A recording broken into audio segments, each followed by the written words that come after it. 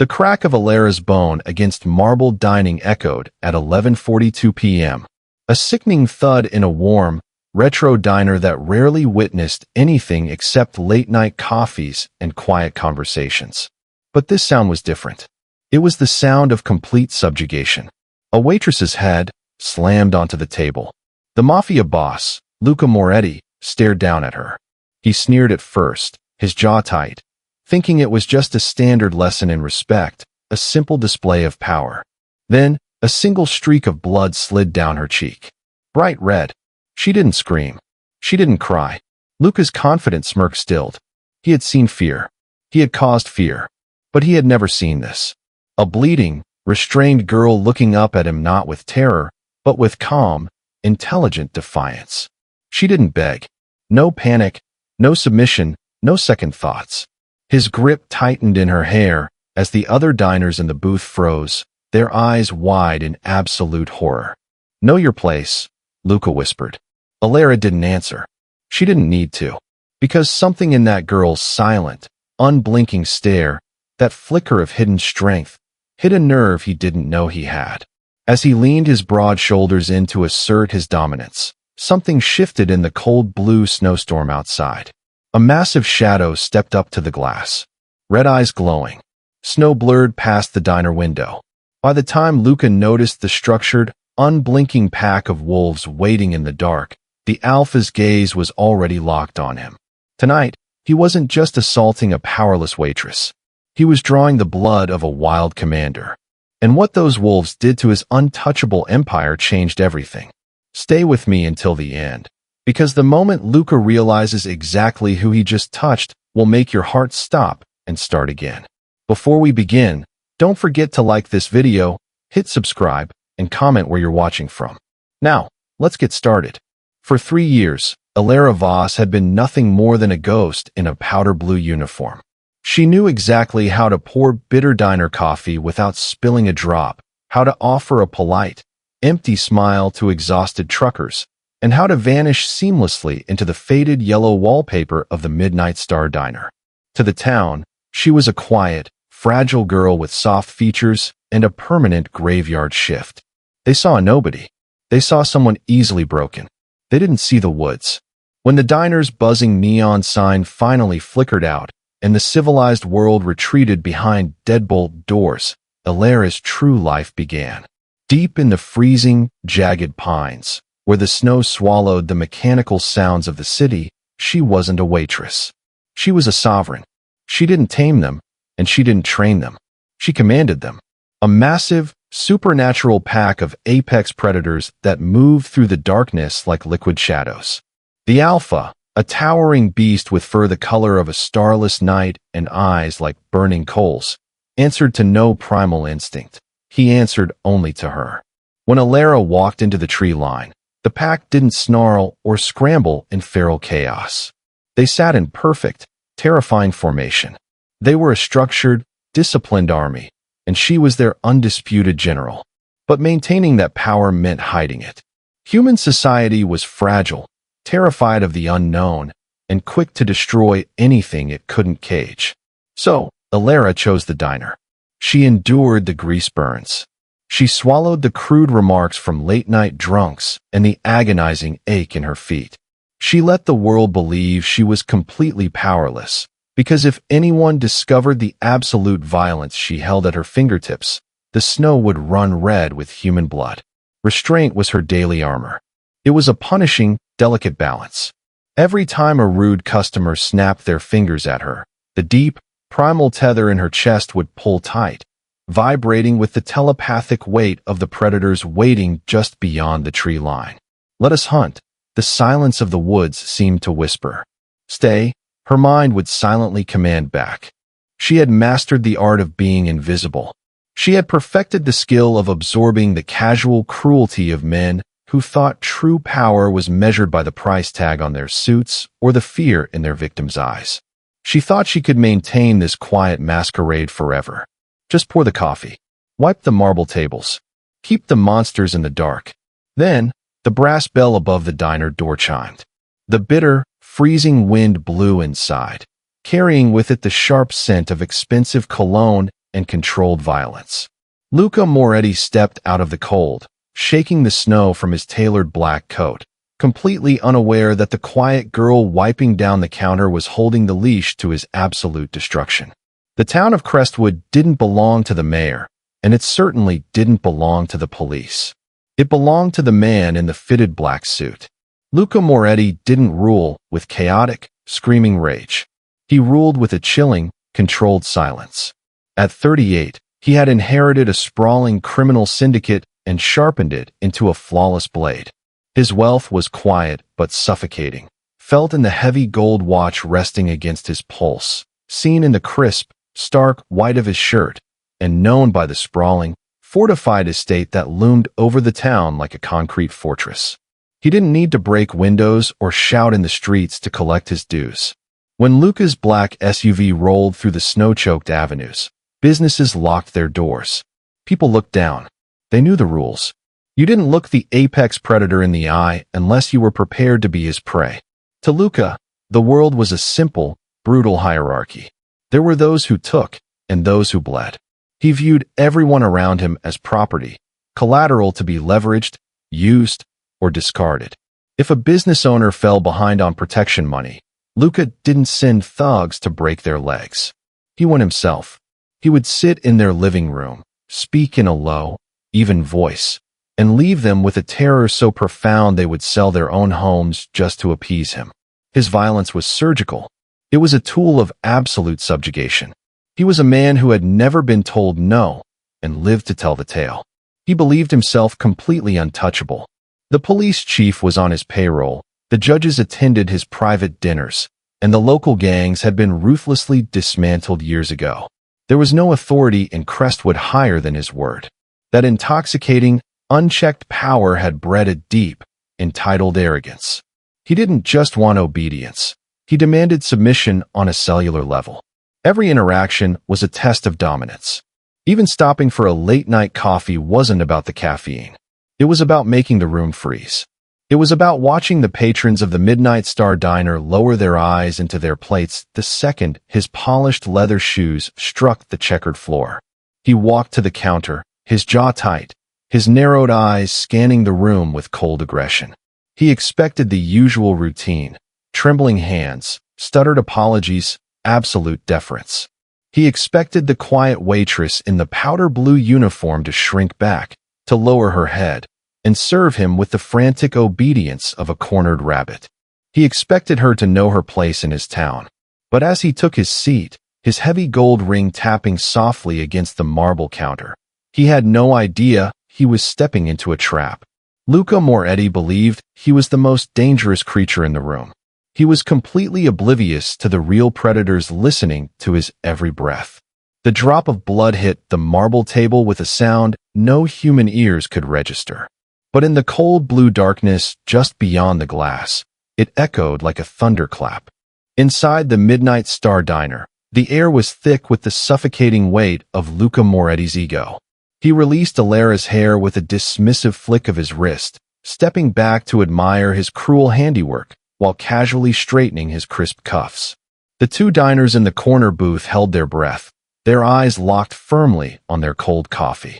Luca turned toward the door, expecting the heavy silence of a conquered room.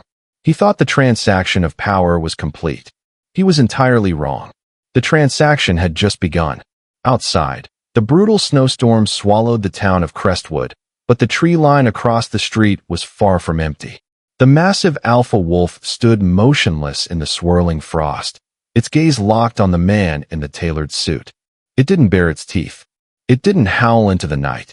Chaos was for feral beasts and scavengers. This was an army. As the metallic scent of Alara's spilled blood seeped through the diner's exhaust vents and met the freezing winter wind, the alpha's red eyes flared. A silent, violent shockwave rippled through the pines. From the deepest shadows of the woods, the pack materialized. They stepped out of the darkness in perfect, structured unison. Dozens of massive, unnatural silhouettes, their heavy paws making absolutely no sound against the fresh powder. Glowing red eyes ignited one by one, cutting through the heavy snowfall like laser sights locking onto a target. They didn't pace, snarl, or snap at one another. They stood in disciplined, chilling formation behind their alpha, a supernatural syndicate awaiting their commander's signal. Inside the diner, Elara slowly pushed herself off the marble. She didn't wipe the blood from her cheek. She simply closed her eyes for a fraction of a second, feeling the immense, primal hum of her pack pressing against the edges of her mind. They were enraged. The unseen tether that connected her to the predators vibrated with a singular, overwhelming question. Kill? Elara took a slow, steadying breath.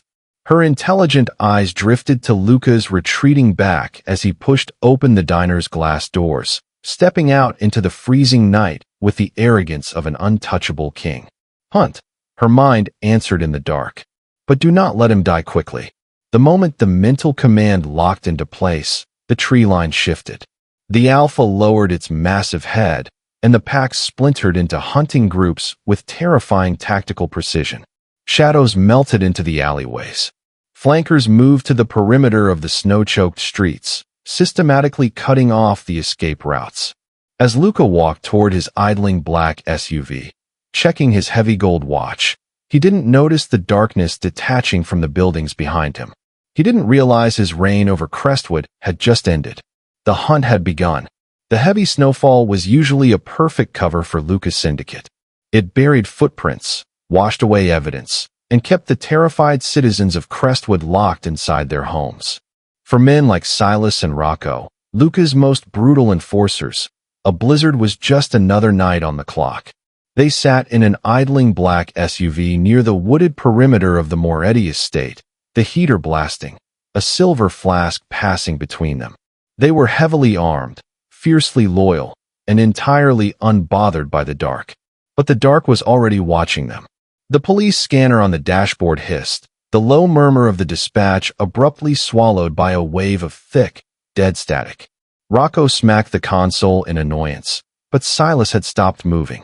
His hand tightened on the steering wheel. He was staring out the windshield into the dense, snow-choked pines. The high beams carved a weak yellow tunnel through the storm, illuminating a single, massive silhouette standing perfectly still in the middle of the road. It wasn't a deer.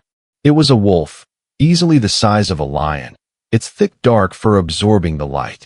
Hit the horn, Rocco muttered, reaching lazily for the tactical rifle in the back seat.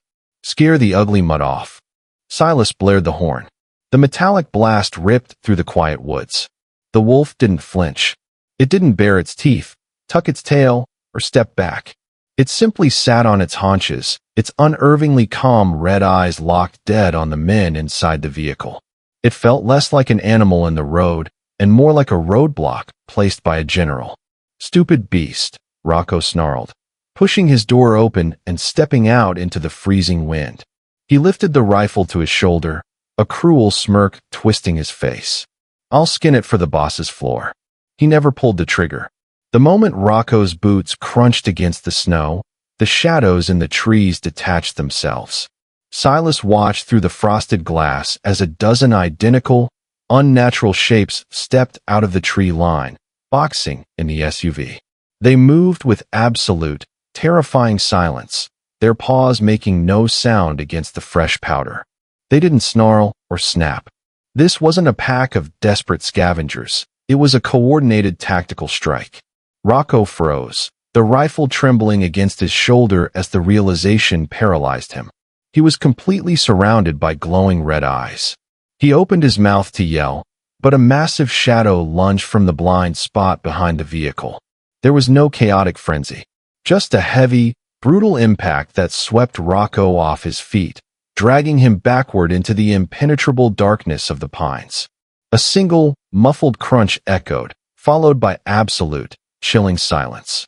Inside the car, Silas fumbled wildly for his radio, the terrifying calmness of the attack shattering his Mafia arrogance. He jammed his thumb on the transmit button as the SUV gently rocked under the weight of something stepping onto the roof. Boss, Silas choked out, staring at the red eyes multiplying in his rearview mirror. They aren't men. We're being hunted. The crackle of dead static hissed from the two-way radio on Luca Moretti's mahogany desk. Inside his fortified study, a massive stone fireplace roared, casting warm, flickering light across the imported leather and expensive bourbon. But for the first time in his life, the cold was seeping into his bones. Silas's frantic final transmission looped in his mind. They aren't men. We're being hunted. Luca's underboss, Enzo, stood trembling by the heavy oak doors, clutching a stack of grainy security stills from the estate's perimeter cameras. The man, usually a ruthless enforcer, looked as though he had seen a ghost. 4 patrol vehicles found abandoned in the tree line. Boss. Enzo swallowed hard, his voice barely a whisper. No blood on the snow. No bodies. Just paw prints. Massive ones. Lucas snatched the photographs, his sharp jaw tight with irritation. Animals don't pull armed men out of locked cars, Enzo. Look at the tracks, Enzo urged, pointing a shaking finger at the images. They didn't swarm. They flanked. 2 sets of prints securing the front, 3 cutting off the rear. They bypassed the motion sensors completely. Boss, they aren't hunting for food. They're establishing a tactical perimeter. They're laying siege. Lucas stared at the snowy tracks captured in the black and white stills. The prints were perfectly spaced, disciplined, and unervingly deliberate. The suffocating arrogance that had built his empire began to fracture. A feral beast operates on hunger and chaos. But a siege? A siege requires a general. He dropped the photos onto the desk, his mind racing through the timeline. When did the first patrol go dark? 11:50 p.m., Enzo replied. Right after your convoy left the diner. The words hung in the quiet, firelit room. The diner. Luca's mind snapped back to the warm, yellow-lit interior of the Midnight Star. He felt the phantom strands of dark hair in his grip. He heard the sickening thud of bone against marble. But more vividly than anything, he remembered her eyes. The waitress in the powder blue uniform. When the blood had slipped down her cheek, she hadn't cried. She hadn't trembled. She had looked at him with an intelligent, terrifying calmness that he had mistakenly categorized as shock. And then, a detail he had entirely dismissed in his blinding arrogance suddenly locked into place. The shadow beyond the frosted glass. The massive, unnatural silhouette standing in the blinding snowstorm, its glowing red eyes fixed directly on him. The beast hadn't been watching out of curiosity. It had been waiting for a command. The realization hit Luca like a physical blow, stealing the breath from his lungs. The waitress hadn't been paralyzed by fear. She had been exercising restraint. She was the tether. The blood he had casually spilled on that table wasn't just a lesson in dominance. It was a declaration of war. He hadn't put a powerless girl in her place. He had struck the commander of a wild, supernatural army, and now, her soldiers had come to collect. The Moretti estate was a modern fortress built on a foundation of blood, money, and fear. 10-foot stone walls topped with wrought iron encased the sprawling property. High-voltage floodlights turned the blizzard into a blinding, artificial day, while a network of high-definition cameras monitored every inch of the perimeter. Lucas stood rigid by the reinforced glass of his study, peering into the whiteout. He had always believed his wealth made him untouchable. But as he gripped a cold steel pistol, the heavy gold watch on his wrist felt like a shackle. A fortress is only as secure as its blind spots. And the wolves were intimately familiar with the dark. At the edge of the tree line, the Alpha stood perfectly still. It didn't howl. It didn't signal with chaotic aggression. It simply lowered its massive head, a silent command rippling through the supernatural tether that connected the pack. They moved like a specialized military strike force. Massive shadows scaled the stone walls with terrifying, unnatural grace, slipping into the courtyards where the floodlights didn't quite reach. The first sign of the breach wasn't a feral snarl or the frantic barking of an animal. It was the sharp, metallic crunch of a security camera being cleanly sheared from its mount. Down in the estate's bunker-like control room, Enzo stared at the glowing bank of monitors, his breath hitching. Sector 4 went black. A heartbeat later, Sector 2 dissolved into static. Boss. Enzo's voice trembled through the intercom, stripped of all its Mafia bravado. They aren't just in the yard. They're dismantling the grid. Before Luca could issue a command, the true siege began. Outside, Three heavily muscled wolves converged on the estate's main utility junction. With jaws strong enough to snap femurs, they tore through the reinforced steel housing. Sparks showered violently into the freezing snow as the primary electrical cables were severed. The effect was instantaneous. The blinding perimeter floodlights popped and died. The estate's warm interior plunged into absolute, suffocating darkness. The low, comforting hum of the centralized heating system faded into a chilling silence. But the most terrifying sound wasn't the dying infrastructure. It was the soft, synchronized succession of electronic clicks echoing through the sprawling mansion. The magnetic locks on the heavy mahogany doors had automatically disengaged. Luca's chest tightened as a freezing draft seeped into his study. He wasn't the apex predator anymore. The expensive suit, the syndicate, the illusion of control, it had all been systematically stripped away in a matter of seconds. He was just a terrified man standing in the dark, listening to the slow, methodical click of massive claws stepping onto the marble floors of his own home. The silence inside the Moretti estate was heavier than the snowstorm outside. The only illumination came from the frantic, erratic beams of tactical flashlights cutting through the pitch-black hallways. Luca's remaining enforcers, men who had built their reputations on ruthless street violence, were now huddled at the top of the grand marble staircase, their automatic weapons trembling in their grips. They were waiting for a chaotic rush of wild animals. They were waiting for bared fangs and mindless snarling. Instead, the floor-to-ceiling glass of the terrace doors shattered inward with a deafening, synchronized crash. The freezing winter wind howled into the mansion, carrying a flurry of snow and the distinct, terrifying click of massive claws hitting the imported tile. Enzo screamed in order, and the grand foyer erupted into a blinding strobe light of muzzle flashes. The deafening roar of automatic gunfire chewed through the expensive mahogany paneling, obliterating antique vases and shredding the heavy silk drapes. But they were firing at ghosts. The wolves didn't charge blindly into the choke point. They moved with horrifying tactical fluidity, utilizing the dark spots between the flashing strobes of gunfire.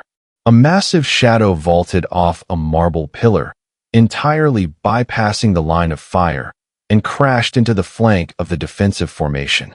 There was a heavy thud, the clatter of a dropped rifle, and a panicked yell that was abruptly cut short as an enforcer was dragged into the blackness of the adjoining dining room. "Hold the line," Enzo bellowed, spinning his flashlight. But the beam only caught empty space before a massive weight slammed into his chest, pinning him to the floor with a calculated precision that didn't tear his throat, but easily neutralized the threat. Luca didn't stay to fight. The untouchable Mafia boss, the man who demanded absolute submission from the town of Crestwood, turned his back on his men and ran. He sprinted down the private corridor toward his fortified panic room, his breath tearing painfully through his lungs. His tailored black suit was damp with cold sweat, the heavy gold watch on his wrist banging against the walls as he stumbled. He reached the heavy steel door, his trembling hands fumbling wildly with the biometric keypad. Nothing happened. The dead grid had rendered the lock useless. A low, vibrating growl echoed from the shadows behind him. It wasn't the frantic noise of a wild dog. It sounded like the deep rumble of a heavy engine, a sound of absolute, inescapable authority. Luca spun around, leveling his pistol down the dark hallway. His hands shook so violently the gun rattled in his grip. Out of the pitch-black corridor, the massive Alpha emerged. It didn't rush him. It took slow, deliberate steps, its glowing red eyes locking onto Luca's terrified face. Behind it, the rest of the pack silently filled the hallway, standing in perfect formation, cutting off every possible escape. The untouchable king of Crestwood pressed his back against the cold steel door, finally understanding what it meant to be utterly powerless. The heavy steel of the panic room door offered no warmth, only the freezing reality that Luca Moretti was completely out of options. His finger hovered over the trigger of his pistol, but his arm shook so violently the weapon was useless.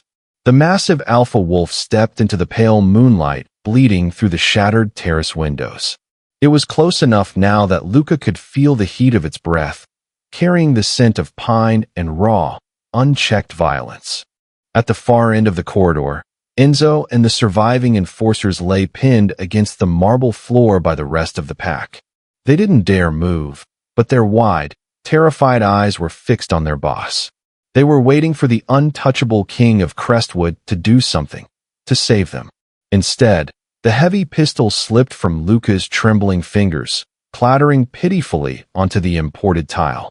He squeezed his eyes shut, his chest heaving, bracing for the inevitable tear of fangs. But the strike never came. Instead, the soft crunch of snow and shattered glass echoed through the ruined foyer. The Alpha's ears twitched. It stopped its advance, entirely ignoring the cowering Mafia boss, and turned its massive head toward the shadows. Out of the freezing darkness stepped Alara. She still wore the powder blue diner uniform, the stark white trim glowing faintly in the moonlight. The thin streak of dried blood remained on her cheek, a damning receipt for the violence Luca had casually inflicted hours before. She walked past the bleeding enforcers, the shredded silk drapes, and the ruined antique vases, her footsteps echoing with a terrifying, unhurried calmness. Luca's breath hitched.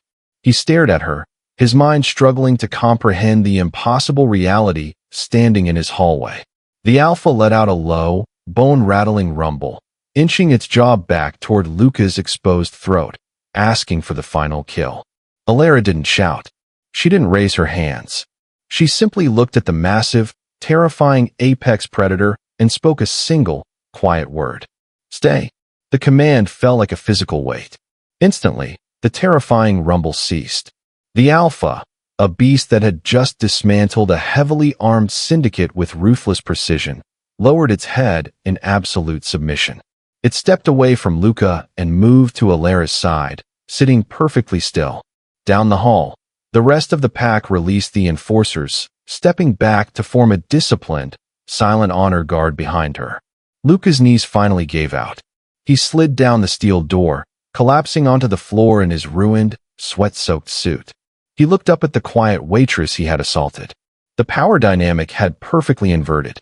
She stood over him, not asserting dominance with a physical grip, but with an immense, suffocating authority that required absolutely no effort. Her intelligent, unblinking eyes stared down at the trembling man. She didn't have to say a word. The silence screamed the truth. Luca Moretti may have owned the streets of Crestwood, but she commanded the dark. Winter had finally surrendered its grip on Crestwood, but the suffocating dread Luca Moretti had held over the town vanished long before the snow melted. The sprawling stone estate on the hill now sat completely empty, its reinforced iron gates padlocked and rusting in the spring rain. There had been no chaotic power struggle, no bloody street war to claim his vacant throne. His ruthless enforcers had simply evaporated into the night, leaving behind nothing but whispered ghost stories of massive, silent shadows and glowing red eyes. The untouchable Mafia boss had fled the city with nothing but the ruined, sweat-soaked suit on his back, driven out not by the police, but by a primal terror so profound it had entirely shattered his mind. Inside the Midnight Star Diner, the faded yellow wallpaper and the low hum of the neon sign remained exactly the same. The brass bell above the glass door chimed softly as the evening rush settled into the worn leather booths. Behind the marble counter, Alara Voss wiped down the surface with practiced, rhythmic ease. She still wore the same powder blue uniform with the crisp white trim. She still poured the bitter, dark coffee with a polite, quiet grace. To any outsider driving through, she was just a fragile, unassuming waitress working a quiet shift. But the people of Crestwood were no longer outsiders. The diner was packed, yet the air carried a profound, reverent peace.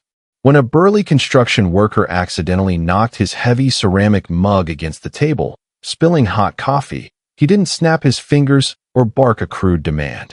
He froze, his eyes darting immediately to Alara, and frantically began apologizing, grabbing paper napkins to clean the mess himself. No one in the town looked at her with dismissive arrogance anymore. They looked at her with the deep, unspoken respect and underlying fear, reserved only for an apex predator. They knew the untouchable king hadn't been overthrown by the law. He had been broken by the quiet girl pouring their coffee. Alara offered the nervous worker a gentle, reassuring smile and stepped over to top off his cup. The primal tether in her chest, once pulled agonizingly tight by years of forced restraint and hidden rage, was now a calm, steady hum. She didn't have to carry the exhausting weight of being invisible anymore. The masquerade was over, replaced by a silent, understood treaty between the town and the woods. As the sun dipped below the jagged tree line and the comforting, warm light of the diner pushed back the encroaching night, Alara glanced toward the front window. Sitting just beyond the glass, perfectly camouflaged in the gathering twilight, a massive, familiar silhouette rested at the edge of the pines. It wasn't waiting for a command to hunt. It was simply waiting to walk its commander home. Crestwood finally had a true protector, and she served the best coffee in town.